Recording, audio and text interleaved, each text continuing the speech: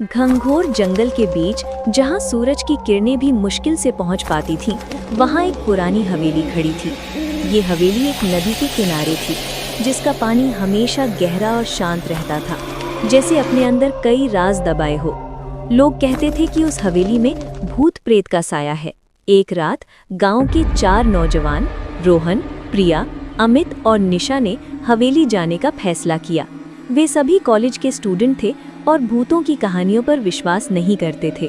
उनका मकसद सिर्फ दोस्ती और मस्ती करना था, पर उन्हें नहीं पता था कि उनकी ये रात उनकी जिंदगी की सबसे डरावनी रात बनने वाली है। जैसे ही वे हवेली के पास पहुंचे, ठंडी हवा का एक झोंका उनके चेहरों से टकराया।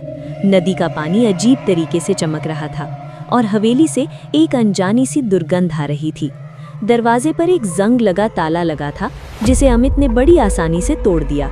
रात जैसे जैसे बढ़ती गई, हवेली में और भी अजीब घटनाएं होने लगीं। दरवाजे अपने आप खुलने बंद होने लगे और माया की चीखें पूरी हवेली में गूंजने लगीं। सभी डर गए और अपनी जान बचाने के लिए भागने लगे।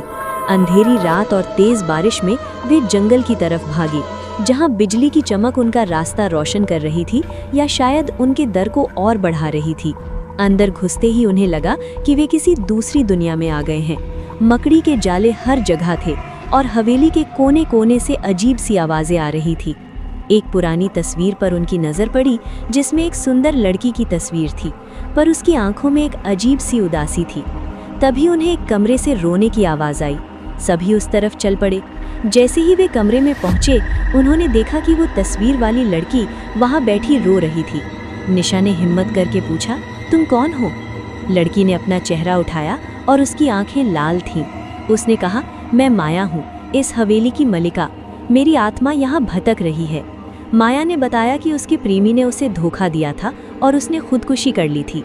उसकी आत्मा तब तक शांति नहीं पाएगी जब तक उसका बदला नहीं लिया जाएगा। और देखते ही देखते उसका रूप बदल गया।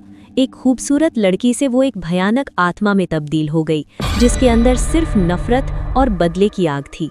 अंत में चारों दोस्त हवेली से भाग निकले, बारिश और बिजली की चमक में। लेकिन उस रात के बाद से उनकी जिंदगी कभी पहले जैसी नहीं रही। उन्हें हमेशा माया की उदास आंखें और उसकी चीखें याद आती रहीं। ये हवेली और नदी का राज आज भी एक पहेली है, जिसे कोई सुलझा नहीं पाया है, और उस रात का डर उनके जहन में हमेशा जिंदा रहा।